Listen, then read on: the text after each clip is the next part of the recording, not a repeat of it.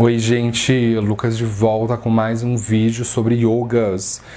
Na aula de hoje nós vamos conversar sobre um assunto bastante polêmico e que divide não somente a opinião dos astrólogos védicos, como também das pessoas que seguem o hinduísmo, que se chama Sannyasa Yogas. Então, o tema de hoje é sobre Sannyasa Yogas. Esse yoga é extraído do Brihat Parashara Hora Shastra. Então, dentro deste Shastra, Maharishi Parashara dá várias combinações diferentes para a formação de Sannyasa Yogas. Mas só que nesse vídeo eu vou contemplar apenas um tipo de Sannyasa Yoga. E eu vou fazer uma segunda parte sobre Sannyasa Yoga, em que eu vou contemplar as outras combinações que o Parashara concede dentro do Shastra. Então, o que significa Sannyasa? Sannyasa significa, literalmente, uma pessoa que renunciou tudo. Significa um ermitão, significa um monge meditante, uma pessoa sábia, uma pessoa iluminada, uma pessoa que se desapegou das posses materiais, que se desapegou dos prazeres do mundo, que é uma asceta, que é um celibatário. Isso é o que a tradição hindu considera como sendo um sannyasa. Um outro nome para sannyasa é pravradya, que significa exatamente a mesma coisa. Na literatura védica você vai ouvir tanto esse yoga chamado de sannyasa yoga como de pravradya yoga. Então, de acordo com a visão hindu, a nossa vida tem 4 estágios. Esses estágios eles são chamados de ashrams. Então, o primeiro estágio é o que se chama de brahmachari, que é o estado em que a pessoa está estudando. Brahmachari significa estudante celibatário. A pessoa se dedica à escola, à universidade. O segundo estágio é o chamado de grihasta, que significa chefe de família. É o estágio em que a pessoa compra um terreno, constrói uma casa, que ela vai se casar, que ela vai ter filhos, vai perpetuar a espécie. O terceiro estágio é chamado de vanaprastha, que significa aposentadoria. É quando a pessoa se aposenta. E o quarto e último estágio é o que se chama de samnyasa, que significa, como eu já traduzi para vocês, renúncia. Então, esse yoga ele é inspirado no 4º ashram.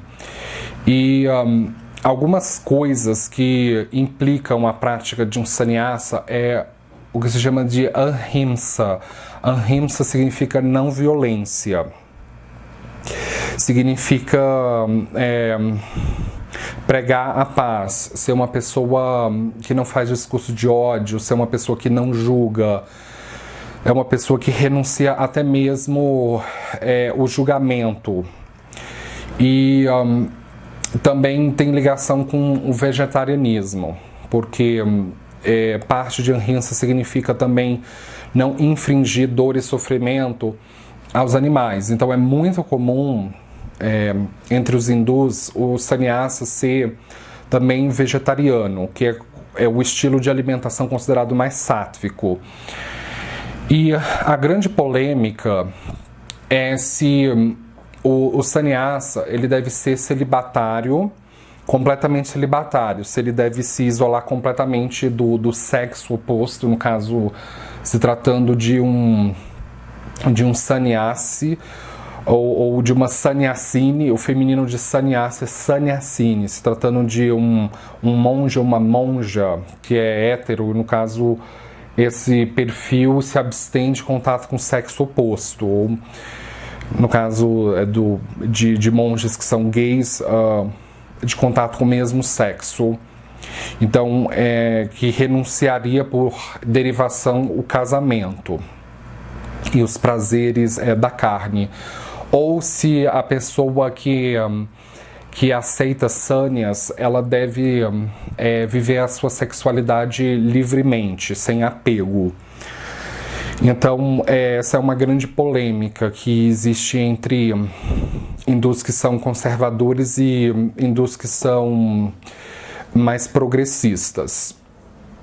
E dentro do Brihat Parashara Hora Shastra, o Maharishi Parashara diz que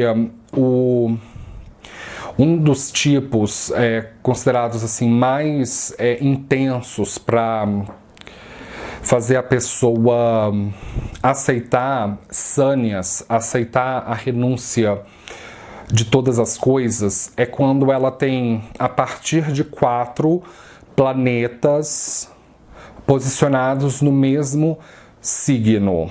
Na astrologia ocidental, isso seria algo como um stellium. É isso que na astrologia ocidental se chama, um stellium.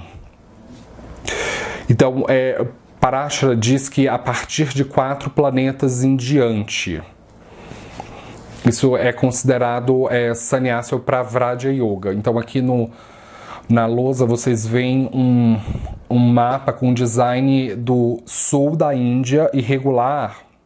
Esse aqui é o mapa do Rajneesh Osho, de Osho Rajneesh. Ele tem alguns nomes diferentes. Ele nasceu como Chandra Mohan Jain, aí depois ele mudou o nome dele para Bhagavan Shri Rajneesh e no fim da vida ele adotou o título de Osho. Osho não era o nome dele, na verdade é um título escolástico chinês utilizado para descrever monges budistas que são eminentes, e Osho significa oceânico. Então aqui nós temos o mapa de Rajneesh e ele tem, segundo a primeira combinação que Maharishi Parashara coloca no Shastra, ele tem mais de 4 planetas concentrados no mesmo signo. Na verdade, ele tem 5 planetas.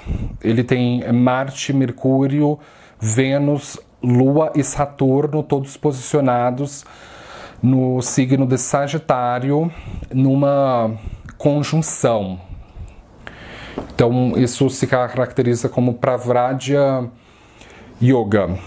Então, eu vou explicar um pouco da história dele para vocês.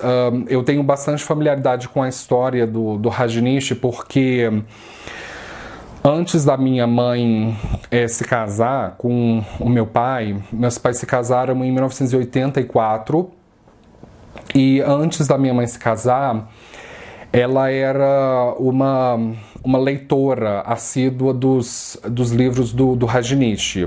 Na verdade, o Rajneesh ele não era escritor, ele era um orador e um debatedor. Então, quando você via numa livraria ou num sebo um livro que tem escrito na capa ou Rajneesh ou Osho, saiba que não foi o próprio Rajneesh que escreveu, mas sim que são transcrições dos seus discípulos, que são chamados de Rajneeshis, os discípulos dele, ou de pessoas laranjas, porque essas pessoas usavam vestes laranjas com japamala de 108 miçangas e pendurada uma fotografia de rosto do Rajneesh. Então, esses livros eles foram transcritos a partir das palestras do Rajneesh. Então, antes da minha mãe se casar com meu pai, ela, com 18 anos, começou a ler sobre os livros dele, e ela cogitou ir pro condado de Wasco, na cidade de Antelope. É uma cidade muito pequena que fica no estado americano do Oregon. Foi nesse condado em que o Rajneesh e a diretora da Fundação Rajneesh Internacional construíram o que ele chamava de Campo de Buda, que era como se fosse um grande monastério, um grande ashram. Então, antes da minha mãe se casar, ela cogitou ir para lá. Mas ela não foi, ela se casou com meu pai, só que mesmo depois do casamento, ela durante muitos anos continuou lendo. Eu acho que existem mais de 60 ou 70 títulos no Brasil com o nome de Rajneesh Osho. E desde da infância e do início da adolescência, a minha mãe explicava as coisas que estavam escritas no livro dele, nos livros transcritos pelos discípulos dele. Então eu tenho bastante familiaridade com a história do Rajneesh, então eu decidi usar como exemplo para falar sobre Sannyasa Pravraja Yoga, o mapa dele. Então, dentro do Shastra, o Maharishi Parashara diz que existem 6 tipos de Pravraja Yogas, dependendo de quão forte está aquele planeta nesse stellium. E então, ele só menciona 7 tipos se baseando nos luminares, que são o Sol e a Lua, e as 5 estrelas vagantes, que são chamadas de Taragrahas, que são Marte, Mercúrio, Júpiter, Vênus e Saturno. Ele não menciona Rahu e Ketu, e também não menciona planetas transpessoais, Urano, Netuno e Plutão, até porque eles foram descobertos a partir do século XVIII em diante. Então o Hora Shastra ele foi totalmente compilado na Idade Média, então não tinha como Parashara mencionar planetas geracionais. Então o que eu estou tentando dizer é o seguinte: quando Parashara fala sobre você ter a partir de 4 planetas no mesmo signo, ele está se referindo apenas aos 7 planetas ou grahas tradicionais. Como eu falei, são os luminares e as 5 estrelas vagantes. Ele não está se referindo nem a Rahu e Ketu, nem Urano, nem Netuno e Plutão, tá certo? Apenas os 7 planetas ou grahas tradicionais. Então, uma das maneiras que eu considero a mais assim segura para você aferir a força de um planeta é através dos 6 conjuntos de forças planetárias, que são chamados de Shadbala. Então eu tenho um vídeo explicando como você calcula o Shadbala. Eu não vou explicar de maneira detalhada aqui dentro, porque a gente precisa andar com a aula. Mas assim, caso você tenha Sannyasa ou Pravraja Yoga, você tenha a partir de 4 planetas concentrados no mesmo signo, e no mesmo signo sideral. Esse daqui é o mapa sideral do Rajneesh Osho, utilizando a Ayanamsha Centro Galáctico 0 grau de Sagitário. Então, se você está utilizando esses fatores e você viu que você tem a partir de 4 planetas ou mais que isso num signo só, então você tem o que se chama de yoga para renúncia. E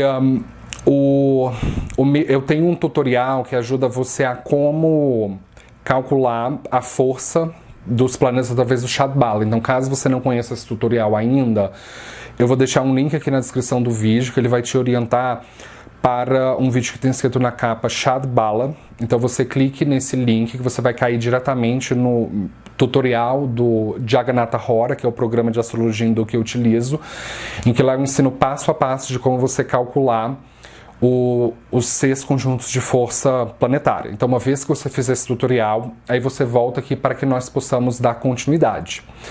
Então, como eu dizia, o Parashara diz que quando a pessoa tem o Sol nesse stellium como sendo o planeta mais forte, isso significa que ela vai ser um tapaswi. O tapaswi é um tipo de monge que ele contempla e medita.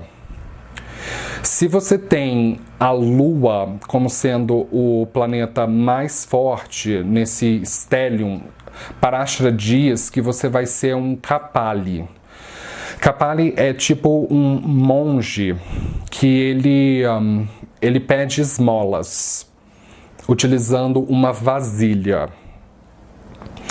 E o sannyasa, ele denota também uma pessoa que ela renuncia às posses, que ela tem um número limitado de posses. Normalmente, eu tive a oportunidade de observar alguns sannyasas nas ruas da Índia, quando eu fui com o meu grupo para a Índia em 2020, e normalmente eles renunciam até mesmo às imóveis, casas, fazem tipo como o Siddhartha Gautama, que ficaria conhecido como o primeiro Buda, o fundador do budismo. Podem ser até pessoas que nascem na riqueza. Na verdade, segundo o astrólogo B.V. Raman, num livro chamado Notable Horoscopes, ele levanta o mapa do Siddhartha Gautama. Na minha opinião, eu acho que é um mapa hipotético, é por isso que eu não quis utilizar nesse exemplo, mas o Siddhartha Gautama, tanto para os hindus quanto para os budistas, ele é considerado como sendo um tipo de sannyasa, mais especificamente um bhikkhus, que é o nome do monge budista. Então, como eu dizia, os renunciantes, eles renunciam propriedades, eles podem até mesmo se autoimpor não tocar em dinheiro ou não tocar em nenhum objeto de luxo, como por exemplo uma pulseira de ouro, um relógio, pedras, nada que seja de luxo, e de carregar apenas 2 pares de roupas e o mínimo de utensílios médicos possíveis, como por exemplo os óculos, e de não roubar. São algumas restrições. Então, dando continuidade, se você tem dentro desse stellium o Marte como sendo o planeta mais forte, isso significa que você vai ser um monge que se veste com Rakta Vastra. Rakta Vastra significa uma veste de cor laranja ou de cor açafrão, e que se veste com japamalas. Assim como os Rajnishis se vestiam, e também como os bhikkhus e as bhikkhunis, que são os monges e as monjas budistas. Eles normalmente se vestem com vestes alaranjadas ou vestes na cor açafrão. Se você tiver o Mercúrio como sendo o planeta mais forte no stellium, isso significa que você vai andar com Ekadandi. De acordo com Parashara, Ekadandi significa um cajado ou um bastão, que também é comum encontrar na Índia, esse tipo de ermitão, um que vagueia pelas... Uma outra característica dos sannyasis é que eles são pessoas que vagam, que viajam bastante, que elas não se firmam em nenhum lugar, que elas são nômades. Então esse tipo de ermitão, ele anda com Ekadandi, que é um cajado ou um bastão. Se você tiver o Júpiter como sendo o planeta mais forte nesse stellium, Parashara diz que você vai ser um Paramahamsa. Paramahamsa significa iluminado. Júpiter, ele é considerado como sendo o guru dos devas hindus. O nome verdadeiro dele é Brahaspati. Brahaspati é filho de Maharishi Angira. E Angira é um dos autores dos Vedas. Então, o Júpiter, ele rege as escrituras sagradas, não somente os Vedas, mas como os Puranas, os Upanishads, os épicos, como Mahabharata, Bhagavad Gita, Ramayana. Ele rege a literatura védica por excelência. Então, o Paramahamsa é um título de uma pessoa que, na visão hindu, ela foi iluminada e que ela é uma pessoa de uma mente brilhante, que ela é muito versada nos Vedas. Hamsa significa cisne e Parama significa supremo, então é um cisne supremo. Tem até um yoga envolvendo Júpiter, que é Panchamahaparusha Yoga, que se chama Hamsa Yoga, tem relação com Paramahamsa. Ou também que Parashara diz que a pessoa vai ser um yati. Yati significa uma pessoa que faz muito tapasya, que faz muita austeridade, que é uma pessoa assim extremamente rigorosa na sua aceitação de sannyas. Dando continuidade, se você tiver o Saturno como sendo o planeta mais forte no stellium, Parashara diz que você vai ser um Nirgrantika. Nirgrantika também é chamado na Índia de Naga. É um tipo de monge que anda nu, que ele renunciou completamente. Os nagas, eles podem andar tanto nus em vilarejos como andarem nus na floresta. Normalmente eles renunciam tudo, até mesmo calçados. E dentro do Shastra, o Parashara ele menciona com mais frequência o Saturno do que outros planetas para a formação de sannyasa ou pravraja yogas. Então, assim, yogas, como eu já traduzi em outras aulas, significa uniões ou combinações. Então, segundo Parashara, pelo fato de haver muita ênfase no Saturno, nessas combinações de renúncia, o Parashara considera que o Saturno ele é o planeta mais importante para a pessoa aceitar sannyas. Então, se você tiver Vênus como sendo o planeta mais forte dentro desse stellium, Parashara diz que você vai ser um monge que vai carregar um chakra, ou que também é chamado de chakri.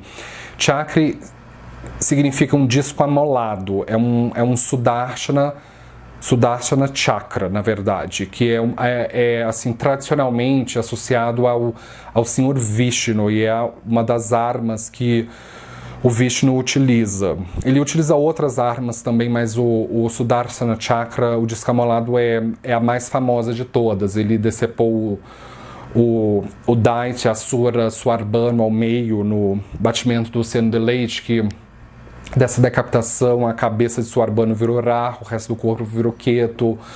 O Vishnu utilizou o Sudarshana Chakra contra a cabeça de Kavyamata ou Sana, que é a mãe de Vênus. Vênus nos Vedas é chamado de Shukracharya. Então, essa arma colocou a mãe de Vênus em coma.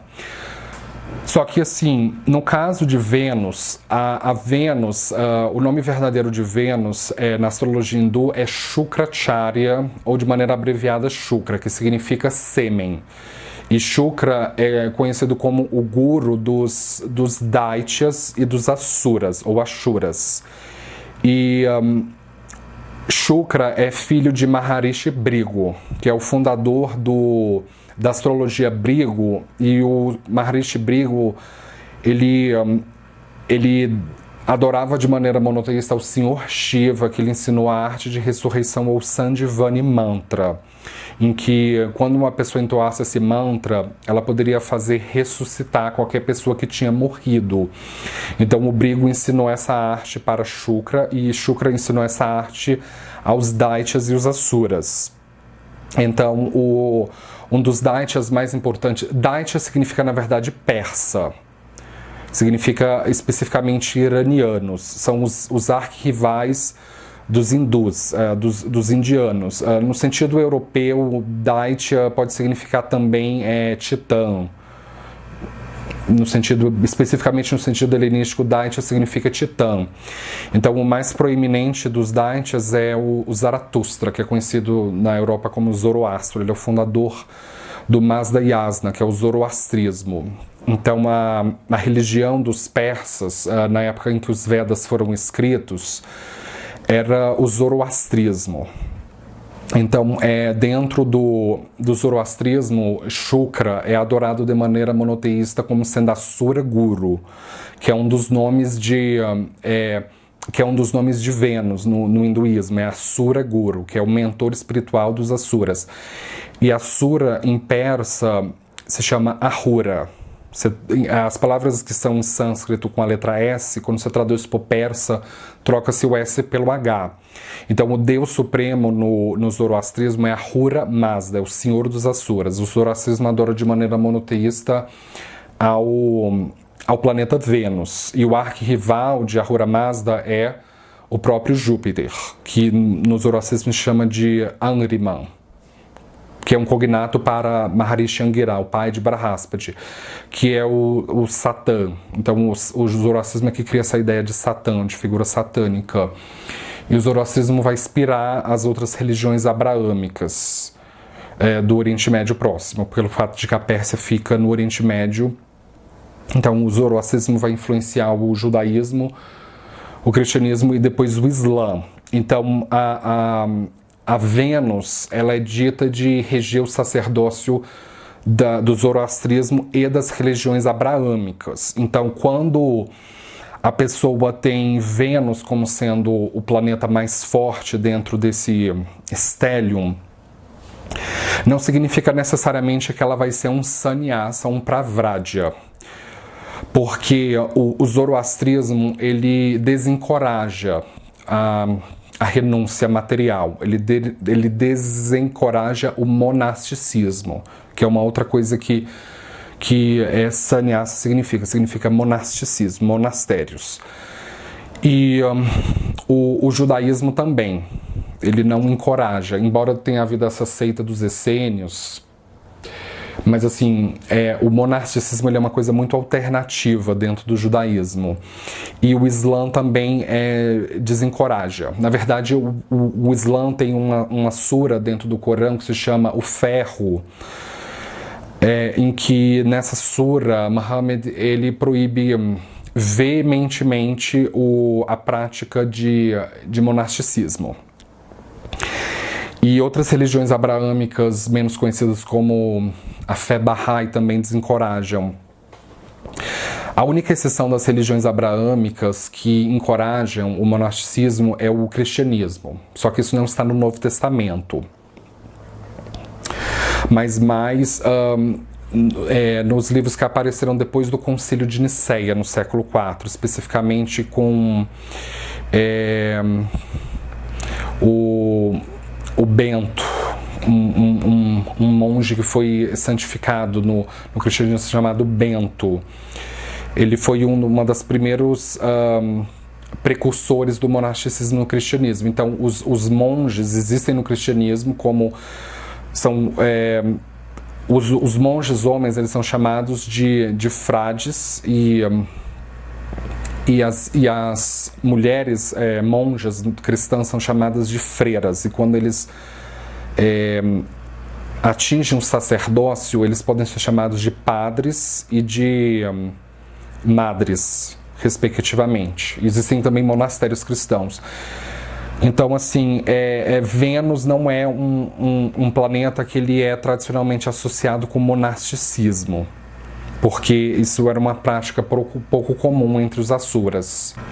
Então, o Parashara comenta que existem algumas condições que elas podem enfraquecer o Sannyasa Yoga, como se houver Graha Yuda. Normalmente, quando a pessoa tem esse tipo de Pravradya Yoga, ela muito provavelmente vai ter Graha Yuda.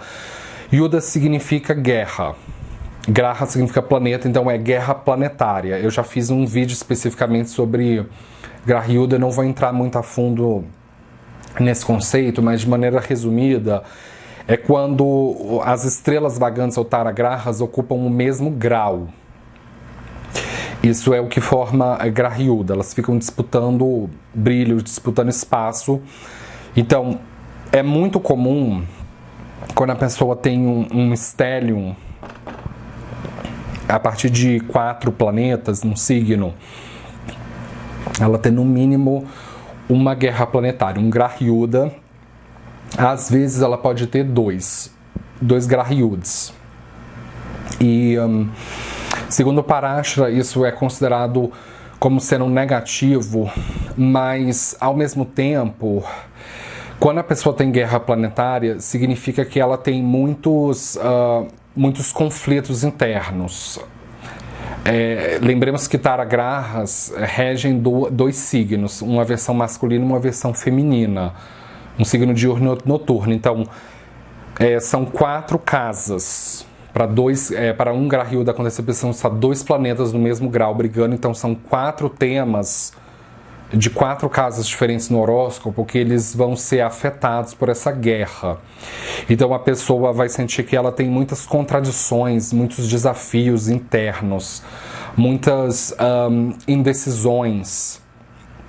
Então, ela pode ter muito sofrimento com o mundo material e uma dificuldade de conseguir dominar a materialidade. Então, ela renuncia o mundo material.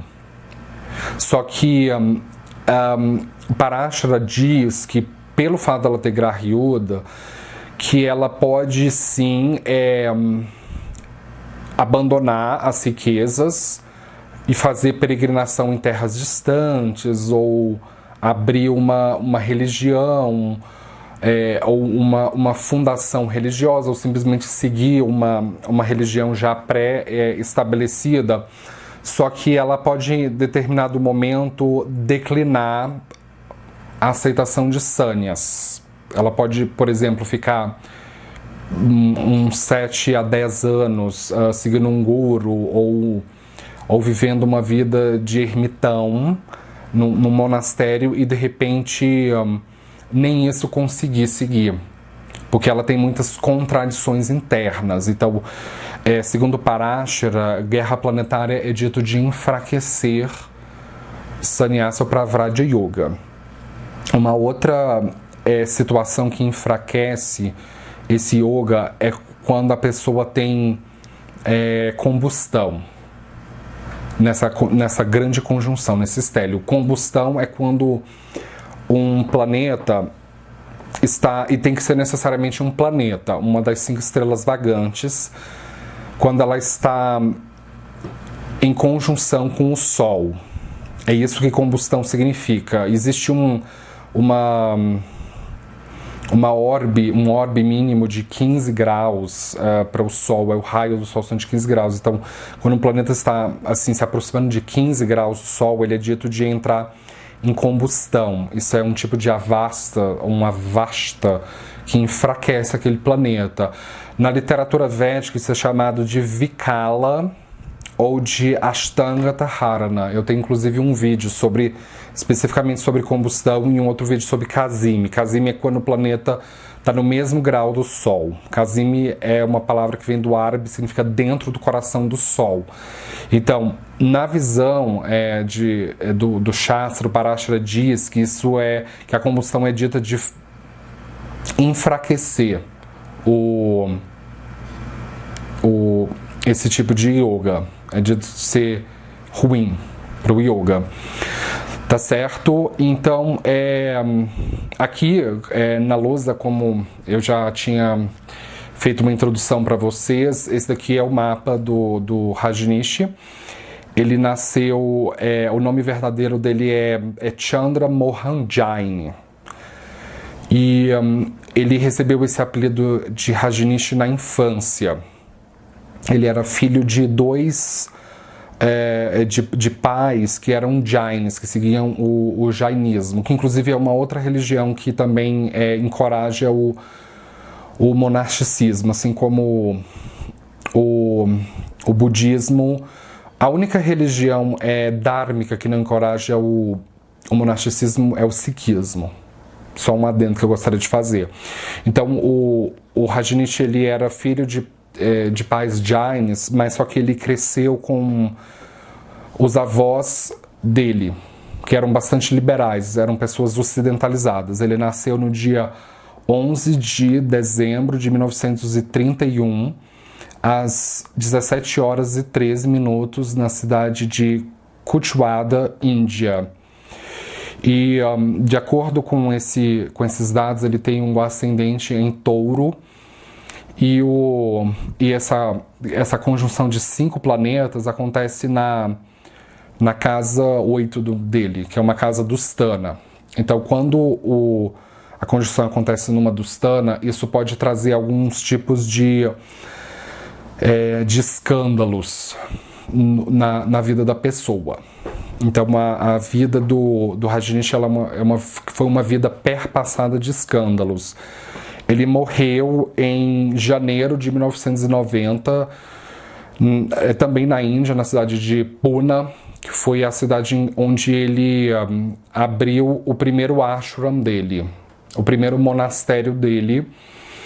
Ele morreu de complicações cardíacas, porque ele fazia uso de diazepam, que é conhecido também como Valium, que é um remédio utilizado para tratar a ansiedade, e também porque ele era viciado em óxido nitroso, que é conhecido vulgarmente como o gás do riso. Então essa foi a causa da morte dele. Mas assim, ele ainda na juventude, ele se formou pela uma universidade indiana em filosofia. Então ele foi até por volta de 1966, ele foi professor de filosofia na universidade, e ele era já nessa época conhecido por ser um excelente orador e um excelente debatedor. Só que ele começou a ter problemas dentro da universidade pela sua defesa de visões pouco convencionais sobre o sexo. O sexo é um tópico muito central dentro dos ensinamentos do Rajneesh. Ele é conhecido também como o guru do sexo. E então essa defesa de uma visão progressista do sexo escandalizou a universidade na época, e ele foi convidado a se retirar dessa universidade. E aí ele começou a fazer várias viagens pela Índia, convidava sempre formadores de opinião a fazer debates fervorosos. E ele começou a ganhar muita notoriedade porque ele assim debatia de uma maneira bastante assim superficial sobre os assuntos, e as pessoas que o assistiam, elas não tinham um conhecimento profundo do que ele estava falando. Então ele pelo fato de que ele foi criado por avós que eram muito assim seculares e ocidentalizados, ele já tinha uma inclinação para atrair um público ocidental, especificamente o público europeu e o público americano, porque ele era ambicioso e ele queria ganhar em dólares, ele queria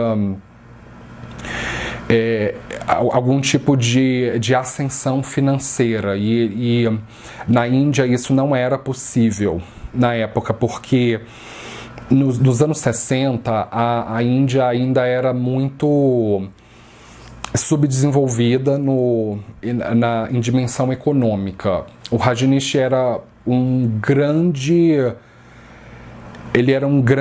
assim crítico do hinduísmo tradicional. Ele era um grande crítico de Mahatma Gandhi.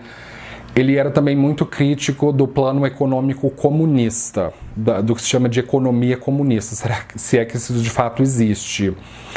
Porque nos anos 60 o comunismo estava muito em alta no mundo, né? Tinha acontecido a Revolução Cubana em 1959, no Brasil teve uma intervenção militar, ou na visão de alguns um golpe militar, para impedir a ascensão do socialismo no Brasil. o socialismo era um tópico que estava muito em alta na época que o Rajneesh começou a fazer essas viagens. E então ele acreditava que a Índia não deveria seguir o socialismo, porque ela ainda não tinha amadurecido no capitalismo. Então isso seria um fracasso. Ele defendia que o socialismo ele só funcionaria em países que já tinham amadurecido na sua economia capitalista. E então, quando ele foi expulso da universidade, ele mudou de nome. Ele passou a se chamar Bhagwan Shri Rajneesh. E Bhagwan, em sânscrito, significa abençoado ou ungido. E Shri é um pronome de tratamento que significa senhor. E foi no início da década de 70 que ele abriu o primeiro ashram dele na cidade de Pune, em que ele começou a pregar o sexo livre. Era uma das maneiras que o Rajneesh acreditava que fosse chegar à iluminação, atingir moksha ou nirvana. Era vivendo livremente a sexualidade dele. Nessa época, ele já começou a desenvolver vários problemas de saúde. Um deles era o diabetes. Ele também desenvolveu hérnia de disco. Inclusive, foi a hérnia de disco que deixou ele incapacitado de dar aulas de yoga. Ele ficou muito assim, fisicamente limitado. E ele também tinha uma série de alergias. Então foi nessa época que ele começou assim, a se medicar e que ele começou a ficar viciado em medicamentos para controlar a dor. Só que o ashram que o Rajneesh havia aberto em Pune, ele começou a entrar em confronto com as autoridades de Pune. E as autoridades de Pune retiraram a isenção de tributos do ashram do Rajneesh. E isso trouxe uma série de problemas financeiros. No final dos anos 70, para a virada dos anos 80, o Rajneesh ele já havia fundado a Fundação Rajneesh Internacional e uma mulher indiana chamada Ma Ananda Sheela virou a secretária dele, virou tipo o braço direito dele. E a Ma significa mãe e Ananda significa felicidade. Então o nome espiritual dela era como se fosse assim, Mãe Felicidade. E essa secretária dele, a Sheela, ela tinha talentos subreptilianos para matar as pessoas. Ela havia recentemente, talvez o Rajneesh não soubesse disso na época, ficou sabendo depois, ela havia matado o marido dela com uma injeção. O motivo disso provavelmente foi porque ela queria se viver livre dele, que ela queria algum tipo de herança. E então ela tomou muita a vanguarda do movimento Rajneesh, já lá na Índia, e ela teve a ideia de transferir o ashram de Pune para os Estados Unidos. Só que para isso ela precisou utilizar uma razão um pouco mais assim, que fosse comover as autoridades migratórias nos Estados Unidos. Os problemas de saúde do Rajneesh foram a razão que a Sheela utilizou para conseguir o visto para os Estados Unidos. E de fato ela conseguiu. Então eles foram transferidos para os Estados Unidos. Nessa época o Rajneesh já tinha milhares de seguidores pelo mundo, não somente dentro da Índia, mas assim em outros países, até mesmo na Rússia ele tinha seguidores. A União Soviética proibiu o movimento Rajneesh dentro do território russo. E ele também tinha muitos seguidores nos Estados Unidos. E a Sheila, ela reuniu recursos para eles comprarem um rancho no condado de Wasco, numa pequena cidade chamada Antelope, que tinha por volta, assim, no início dos anos 80, 1980, tinha por volta de 40 habitantes, e essa cidade era basicamente habitada por caipiras, por pessoas que viviam de agricultura de subsistência, eram, assim, cristãos fundamentalistas, só que a terra ali era barata, era um rancho que tinha, assim, muitos hectares, ele era muito, muito, muito maior do que o terreno que o ashram do Rajneesh tinha em Pune.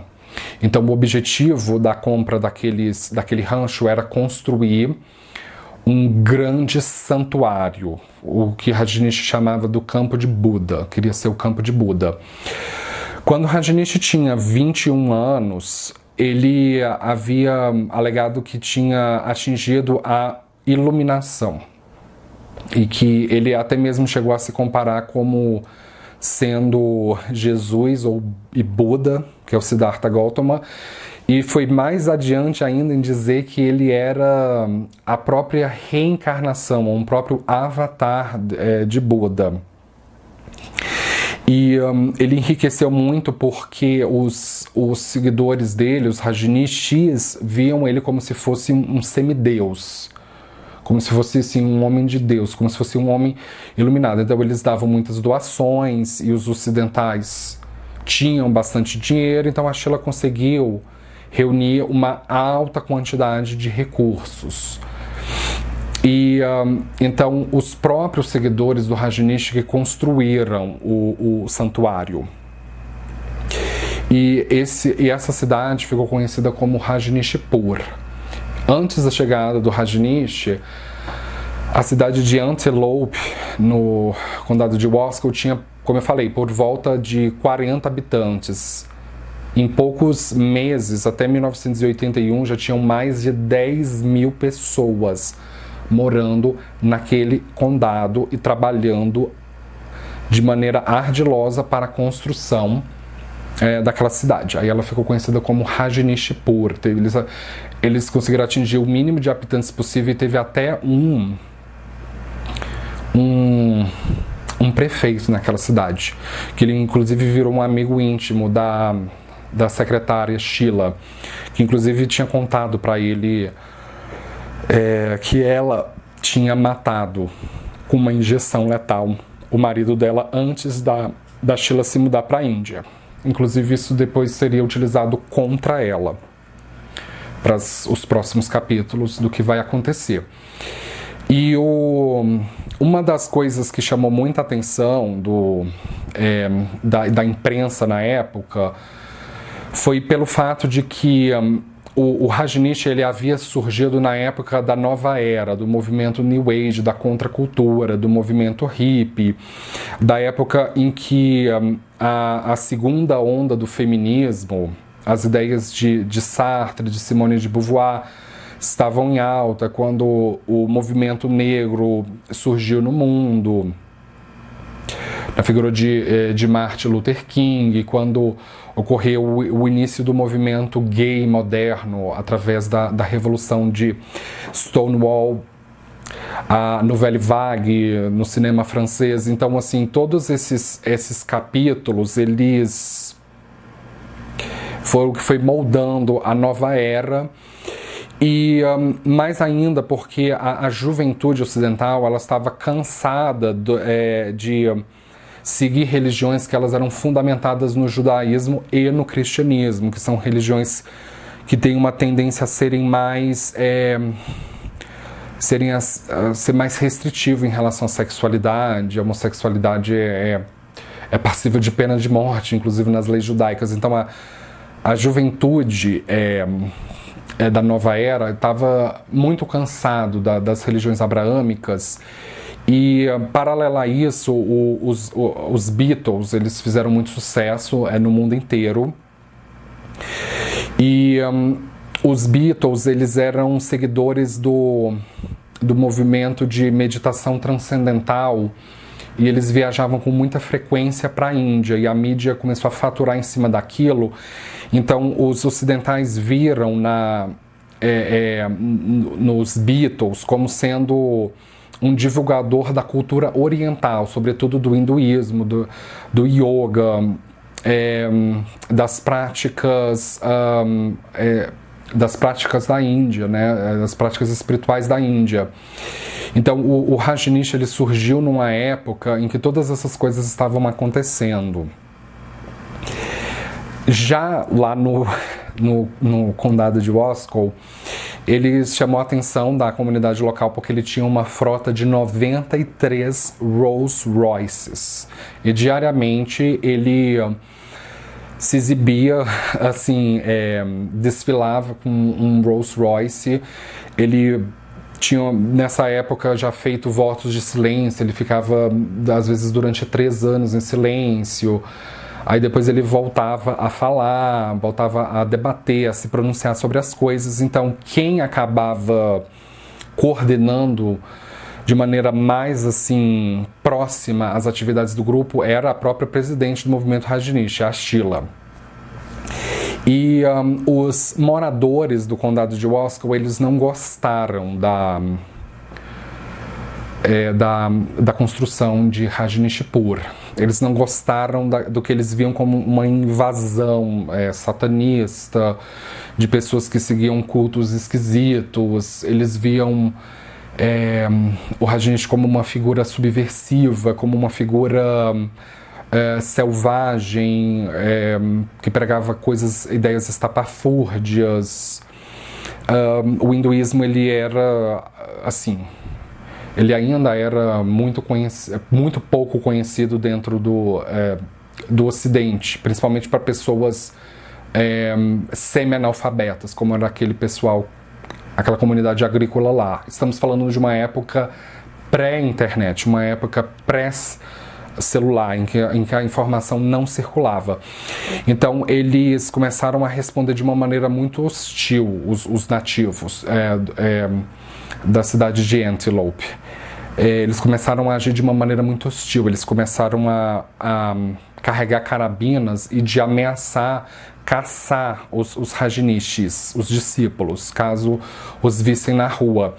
Então a comunidade do Rajneesh ficou muito assim, se sentiu acossada, se sentiu ameaçada. Então a Sheila decidiu agir. Então eles compraram armas e eles viraram uma espécie assim de comunidade paramilitar, em que eles não hesitariam agir, utilizar armas de fogo e até mesmo bombas, caso eles se sentissem ameaçados. E eles precisavam de um pouco mais assim de influência, de capilaridade na política. Havia, naquela época, o procurador-geral dos Estados Unidos, que era chamado de Charles Turner. E a Sheila armou, logicamente, com a cumplicidade do Rajneesh, uma conspiração para matar o procurador-geral dos Estados Unidos. Só que depois os discípulos do Rajneesh, eles declinaram levar adiante esse plano. Isso, inclusive, foi utilizado futuramente para incriminar a Sheila e o Rajneesh. E foi nas eleições para o condado de 1984, especificamente em novembro de 1984, que haviam 2 vagas que elas precisavam ser preenchidas. Então a Sheila queria que algum dos membros do movimento Rajneesh ocupasse aquelas vagas para que o movimento conseguisse ganhar mais capilaridade e as ideias do Rajneesh elas ganhassem mais proeminência na casta mais elevada dos Estados Unidos. Só que eles não conseguiram o número mínimo de eleitores para eleger esses candidatos do movimento Rajneesh. Então, o que eles fizeram? Eles começaram a regatear votos de outros condados vizinhos a Wasco. E o alvo deles foram os mendigos, foram os moradores de rua. Então os membros do movimento Rajneesh, eles começaram a oferecer comida, água, roupa, medicamento para esses mendigos em troca de um voto. Então eles começaram a inscrever esses eleitores, só que quando chegou em novembro, o rancho do Rajneesh não conseguiu o número mínimo de eleitores para eleger aqueles 2 candidatos. E a Sheela sabia que eles iam perder, então ela bolou uma conspiração junto com o Rajneesh, em que eles iriam se infiltrar em algumas restaurantes, os principais restaurantes do condado, que se chama, é um complexo de restaurantes que se chama The Dalles, e que eles infectaram vários restaurantes. Especificamente eles infectaram as saladas dos restaurantes com uma bactéria chamada salmonella. Inclusive eu já fui infectado por salmonella. Se você não tratar a tempo a infecção, você pode morrer. E o objetivo desse bioataque era infectar o maior número de pessoas possíveis que iriam votar nos candidatos inimigos aos Rajneeshs, e para que quando chegasse no dia das eleições eles estivessem hospitalizados e não pudessem votar, e assim os candidatos, os Rajneeshs, pudessem ganhar. Só que não deu certo. Foram infectados por volta de 751 pessoas, sendo que por volta de 45 pessoas foram hospitalizadas, mas nenhuma pessoa morreu. E o plano não deu certo. E aquilo ali se tornou um grande escândalo para o rancho do Rajneesh. Aquilo teve uma alta cobertura na mídia, que ficou conhecido como o ataque bioterrorista Rajneesh. E nessa época, o condado de Wasco já tinha feito várias denúncias para a comunidade, para as autoridades locais sobre trabalho escravo. Porque várias pessoas lá do condado, dos Rajneesh, eles trabalhavam por volta de 12 horas em condições insalubres, que se aproximava a um regime de escravidão. No estado do Oregon era proibida a prostituição. Na verdade, a prostituição ela é proibida nos Estados Unidos. Eu acho que o único lugar em que a prostituição é liberada é na cidade de Las Vegas.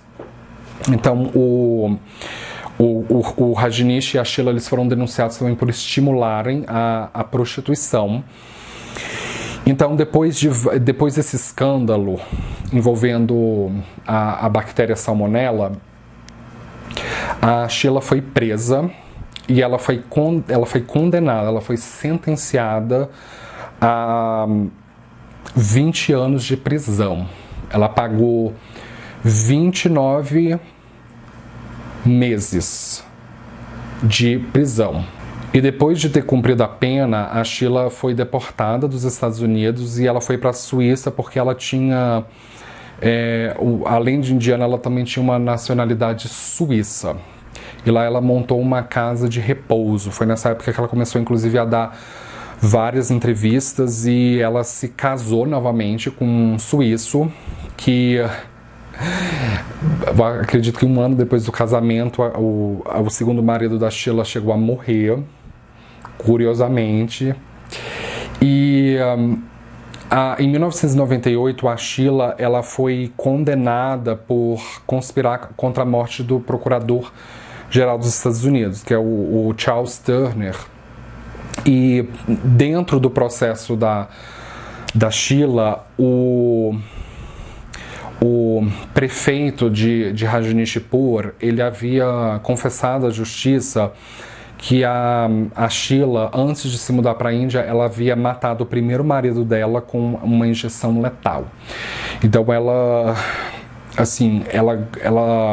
ganhou notoriedade por ser uma assassina e por ser uma pessoa que consegue matar as outras pessoas de uma maneira subreptiliana. E o Rajneesh também ele também foi processado. E o que ele fez para fugir da justiça? Ele se reuniu com os seus discípulos mais fiéis. Eles saíram do Oregon e foram para uma cidade chamada Charlotte, que fica na Carolina do Norte. E lá eles embarcaram num Learjet que iria para as Bahamas. O objetivo dessa viagem era, na verdade, uma fuga para eles fugirem da justiça americana. Só que quando o jatinho estava preparando para decolar, a polícia impediu a decolagem e prendeu o Rajneesh. Prendeu também os outros que haviam embarcado com ele. E dentro do jatinho foi encontrado $58 mil, foi encontrado vários braceletes, joias, relógios, e o total do que foi encontrado ali dentro daquele Learjet foi assim de provavelmente $1 milhão ao todo, juntando todos os bens. E o Rajneesh ele foi logo em seguida preso e ele foi sentenciado, ele foi condenado, e parte dessa condenação foi o envolvimento no ataque bioterrorista no condado de Wasco. Foi por também estimular o trabalho escravo, estimular a prostituição. Inclusive, muitas pessoas que faziam sexo livre dentro do condado, dentro do rancho do Rajneesh, o rancho ele surgiu na época que aconteceu a epidemia. Na época era uma epidemia de AIDS, que depois iria se tornar uma pandemia. Então muitas pessoas haviam pegado AIDS, muitos discípulos do Rajneesh haviam pegado AIDS por fazer fazer sexo livre. Embora o Rajneesh e a Sheila tivessem distribuído assim, camisinhas e preservativos, anticoncepcionais, esse tipo de coisa. Mas mesmo assim não deu certo. E o outro crime que o Rajneesh foi acusado e condenado foi de evasão de leis migratórias, em que ele fez com que alguns discípulos dele que não tinham nacionalidade americana falsificassem certidões de casamentos para conseguir o green card. Então isso é considerado um crime migratório. No total, o Rajneesh foi sentenciado a 10 anos de prisão. Foi a pena dele. E os advogados conseguiram fazer uma negociação com a justiça americana. Os advogados incitaram o Rajneesh a não confessar os crimes, mas confessar que haviam provas suficientemente robustas para incriminá-lo. Então, ele fez uma outra negociação em que ele iria pagar uma fiança de $450 mil para os Estados Unidos, e ele também concordou em deixar os Estados Unidos e não voltar mais para aquele país durante 5 anos, e caso ele quisesse voltar para os Estados Unidos, ele precisaria ter a permissão ou a deliberação do Procurador-Geral dos Estados Unidos. Então, uma semana depois que o Rajneesh foi preso, a comunidade lá em Rajneeshpur decidiu se dispersar. A Sheila, durante várias entrevistas, inclusive tem muitas dessas entrevistas na internet, feita pela televisão americana, acusava as autoridades dos Estados Unidos de serem porcos fascistas, por simplesmente não concordar com ela e com os métodos dela de defender as suas bandeiras. E quando o Rajneesh foi embora com alguns poucos discípulos que eram na Índia, foi um total de 21 países que recusaram oferecer estadia para o Rajneesh e a sua pequena comunidade. O Rajneesh tentou se instalar na ilha de Creta, na Grécia. O governo da Grécia convidou ele a se retirar. O Rajneesh tentou se instalar na Alemanha, o governo alemão não o quis por lá. O jatinho só conseguiu aterrissar na Inglaterra porque o piloto havia alegado que um dos passageiros no avião ele estava passando muito mal. No final da história, o Rajneesh teve que voltar para a Índia e não foram qualquer lugar na Índia que estava querendo de volta, até porque quando ele saiu da Índia, em 1979, 1980, ele saiu porque ele havia perdido a isenção tributária do ashram dele em Pune. Então ele já tinha risco de ser preso já na Índia. Então muitos lugares da Índia não queriam e ele tentou se instalar em Mumbai e não conseguiu, foi expulso da cidade. Ele teve que voltar para Pune, o lugar onde ele havia estabelecido seu primeiro ashram. Então o Rajneesh foi nessa época que ele mudou de nome. Ele adotou o seu último nome, que foi Osho. Então foi nessa época que os discípulos dele passaram a chamar ele de Osho, que é um título chinês para monges budistas eminentes.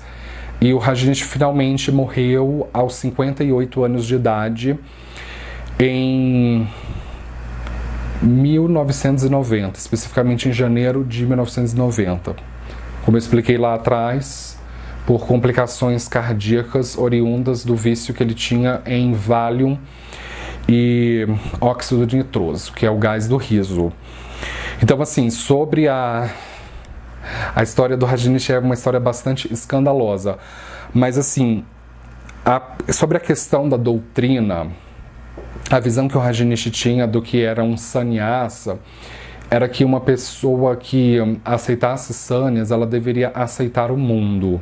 Ela deveria aceitar a natureza humana como ela é. Então, a sexualidade, ela é uma parte da natureza humana.